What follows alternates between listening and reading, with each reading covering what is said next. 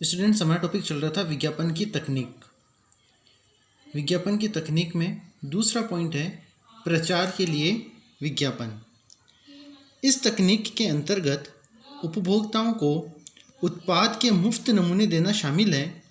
ग्राहकों का ध्यान हासिल करने के लिए व्यापार मेला, प्रचार की घटनाओं और विज्ञापन अभियान के माध्यम से अपने उत्पादों को खरीदने की पेशकश की जाती है।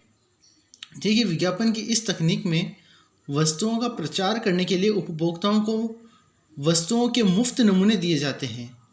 व्यापार मेलों, विज्ञापन अभियान के माध्यम से वस्तुओं का प्रचार करके लोगों को वस्तु खरीदने के लिए प्रोत्साहित किया जाता है। विज्ञापन की तकनीक में अगला पॉइंट है गाड़ी में सवार विज्ञापन। विज्ञापन की इस तकनीक के अंतर्गत ग्राहकों या लोगों को एक समूह में शामिल होने के लिए प्रेरित किया जाता है जिन्होंने उस उत्पाद को खरीदा है और जो आगे की ओर अग्रसर हैं। उदाहरण के लिए पेंटीन शैम्पू विज्ञापन का कहना है कि 15 करोड़ महिलाओं का भरोसा पेंटीन पर आज भी है। देखिए, इस तकनीक के अंतर्गत विज्ञापनकर्ता बाजार में सर्वे करके ऐसे लोगों का समूह बना लेते हैं जो कई वर्षों से किसी एक ही वस्तु का उपयोग कर रहे हैं। फिर वे विज्ञापन में समूह में शामिल ऐसे लोगों का जिक्र करते हैं जिससे कि लोगों में वस्तु के प्रति विश्वास उत्पन्न किया जा सके। जैसा कि इसमें उदाहरण दिया हुआ है कि 15 करोड़ महिलाओं का भरोसा पेंटीन पर आज भी है। अगली तकनीक है तथ्य एवं आंकड़े। इसके अंतर्गत विज्ञापनदाता नंबर, सबूत और वास्तविक उदाहरण का उपयोग कर अपने उत्पादों को अच्छा बताने का प्रयास करते हैं। उदाहरण के लिए कोलगेट दुनिया के 70% दंत चिकित्सकों द्वारा उपयोग करने की सलाह दी गई है। देखिए, इस तकनीक के अंतर्गत निर्माता लोगों को आंकड़ों के आधार पर बताते हैं कि कितने लोग वस्तुओं का उपयोग करते हैं। जैसे उदाहरण में बताया गया है कि कोलगेट टूथपेस्ट को दुनिया के 70% दंत चिकित्सक उपयोग करने की सलाह देते हैं। इससे लोगों में भी वस्तु के प्रति विश्वास उत्पन्न होता है। अगला पॉइंट है अधूरा विज्ञापन। इसके अंतर्गत विज्ञापनदाता यह बताते हैं कि इनका उत्पाद अच्छा काम करता है, किंतु यह नहीं बताते हैं कि प्रतिद्वंदी से कितना अधिक अच्छा काम करता है। उदाहरण के लिए प्रतिदिन अधिक पोषण के लिए हॉर्लिक्स, यह विज्ञापन नहीं बताता है कि कितना अधिक न्यूट्रिशन मिलता है। देखिए, विज्ञापन की इस तकनीक में निर्माता अपने उत्पाद को अन्य प्रतिस्पर्धी कंपनियों से तुलना करके बताते हैं कि हमारा उत्पाद अन्य कंपनियों के उत्पाद से अच्छा है। लेकिन विज्ञापन की यह तकनीक अधूरी बात लोगों को बताती है। इस प्रकार के विज्ञापन में निर्माता ये तो बताते हैं कि उनका उत्पाद अच्छा है, लेकिन अन्य कंपनियों के उत्पाद की तुलना में कितना अच्छा है यह नहीं बताते हैं।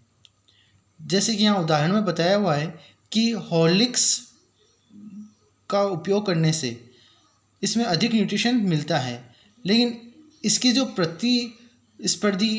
जो प्रतिद्वंदी जो हैं न्यूट्रिशन, उसके मुकाबले में कितना मिलता है वो यहाँ पर नहीं बताया हुआ है। नेक्स्ट है समर्थन। इसके अंतर्गत विज्ञापनदाता बड़ी हस्तियों का उपयोग अपने उत्पादों का विज्ञापन करने के लिए करते हैं। बड़ी हस्तियों या स्टार अपने अनुभव को बताकर किसी उत्पाद को खरीदने का समर्थन करते हैं। जैसे हाल ही में सुपरस्टार अमिताभ बच्चन एवं उनकी पत्नी जया बच्चन ने एक ज्वेलरी उत्पाद के लिए विज्ञापन दिया था। इसके अंतर्गत यह बताया गया कि किस प्रकार जया बच्चन को उक्त उत्पाद ने प्रभावित किया। देखिए, विज्ञापन की इस तकनीक में निर्माता यह बताने का प्रयास करते हैं कि बड़े बड़े प्रसिद्ध लोगों का समर्थन भी इस वस्तु के साथ है, अर्थात ये लोग भी इसी वस्तु का उपयोग करते हैं। इस तकनीक से यह लाभ होता है कि लोगों को लगता है कि जब इतने बड़ी बड़ी हस्तियां इस वस्तु का उपयोग करते हैं तो हमें भी करना चाहिए। अगला पॉइंट है आदर्श परिवार और आदर्श बच्चे। विज्ञापनदाता इस तकनीक का इस्तेमाल यह बताने के लिए करते हैं कि उनके उत्पाद का प्रयोग करने वाले परिवार भाग्यशाली होते हैं। उदाहरण के लिए डिटॉल साबुन का विज्ञापन यह बताता है कि जो परिवार उसका उपयोग करते हैं वो हमेशा रोगाणुओं से सुरक्षित रहते हैं। देखिए, विज्ञापन की इस तकनीक में विज्ञापनकर्ता लोगों को विज्ञापित वस्तु का लाभ बताते हुए संदेश देते हैं कि जो लोग इस वस्तु का उपयोग करते हैं वे हमेशा स्वस्थ और सुरक्षित रहते हैं। जैसे यहाँ डिटॉल साबुन का उदाहरण देकर बताया गया है कि जो परिवार डिटॉल साबुन का उपयोग करते हैं वे हमेशा ही रोगाणुओं से सुरक्षित रहते हैं।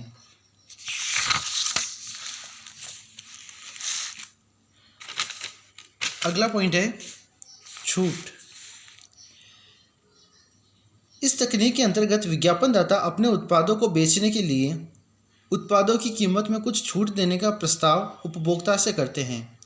जैसे एक शर्ट खरीदने पर एक शर्ट मुफ्त या किसी क्लब के 2 साल के लिए सदस्य बनने पर सभी सेवाओं या उत्पादों पर 20% की छूट आदि। देखिए, विज्ञापन की इस तकनीक में निर्माता विज्ञापन के माध्यम से विक्रय संवर्धन योजनाओं जैसे कीमत में छूट, एक वस्तु के साथ एक मुफ्त इत्यादि की जानकारी लोगों को देते हैं, जिससे कि लोग इन योजनाओं का लाभ उठाने के लिए वस्तुओं को क्रय करें। यहाँ पर लेसन नंबर 8 कंप्लीट होता है। अब हम लेसन नंबर 13 बीमा वाला चैप्टर है वो हम समझेंगे।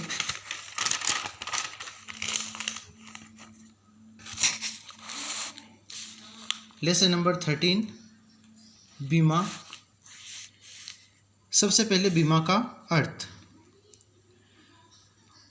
बीमा एक सामाजिक उपाय है जिसके अंतर्गत बड़ी संख्या में लोग एक संगठन के अंतर्गत कुछ जोखिमों से सुरक्षा पाने के लिए अंशदान अर्थात प्रीमियम देकर कोष का निर्माण करते हैं तथा उस कोष में से सदस्यों की जोखिम से होने वाली मापने योग्य आर्थिक हानि की क्षतिपूर्ति की जाती है। देखिए, बीमा एक ऐसा तरीका है जिसके माध्यम से लोगों को जोखिमों के विरुद्ध आर्थिक सुरक्षा प्रदान की जाती है। बीमा के अंतर्गत बड़ी संख्या में लोग बीमा कंपनी में प्रीमियम देकर कोष का निर्माण करते हैं। जो भी व्यक्ति बीमा कंपनी का ग्राहक होता है वो प्रीमियम जमा करवाता है और जो राशि एकत्रित होती है उससे जिस ग्राहक को जोखिम होता है उसको आर्थिक मदद की जाती है। इस लेसन का अगला टॉपिक है बीमा की विशेषताएं। बीमा की विशेषताओं में सबसे पहला पॉइंट है जोखिमों से सुरक्षा। बीमा आर्थिक सुरक्षा का कवच है। यह जीवन का, माल या संपत्ति के संबंध में व्याप्त जोखिमों को समाप्त नहीं करता है बल्कि जोखिमों से सुरक्षित करने का तरीका है। देखिए, बीमा करवाने से बीमित को जोखिमों के विरुद्ध आर्थिक सुरक्षा मिलती है। जब भी कोई अनिश्चित दुर्घटना घटित होती है तब बीमा कंपनी बीमित की आर्थिक मदद करती है। बीमा करवाने से बीमित के जीवन या संपत्ति का जोखिम समाप्त नहीं हो जाता है। जोखिम तो कभी भी हो सकता है, लेकिन बीमा करवा लेने से बीमित को आर्थिक सुरक्षा का वचन मिलता है। अगला पॉइंट है जोखिमों का विभाजन। बीमा किसी व्यक्ति, परिवार या संस्था को किसी निश्चित घटना के घटित होने पर होने वाली आर्थिक हानि को सभी बीमित व्यक्ति में विभाजित करने की युक्ति है। ये घटनाएं परिवार के सदस्य की मृत्यु, सामुद्रिक दुर्घटनाएं, चोरी, दुर्घटना, प्राकृतिक प्रकोप आदि किसी भी रूप में हो सकती हैं। देखिए, किसी भी बीमा कंपनी के हज़ारों ग्राहक होते हैं और वे प्रीमियम जमा करवाते हैं जिससे कंपनी के पास कोष एकत्रित होता है। जब भी किसी ग्राहक के कोई जोखिम होता है तब कंपनी ग्राहकों द्वारा दिए गए प्रीमियम की राशि से ही पीड़ित ग्राहक की आर्थिक मदद करती है। इस प्रकार जोखिम का विभाजन कंपनी के प्रत्येक ग्राहक में हो जाता है। व्यक्ति के जीवन से संबंधित और संपत्ति से संबंधित कई प्रकार के जोखिमों का जिक्र यहाँ किया गया है, जैसे परिवार के सदस्य की मृत्यु, सामुद्रिक दुर्घटनाएं, चोरी, प्राकृतिक प्रकोप आदि।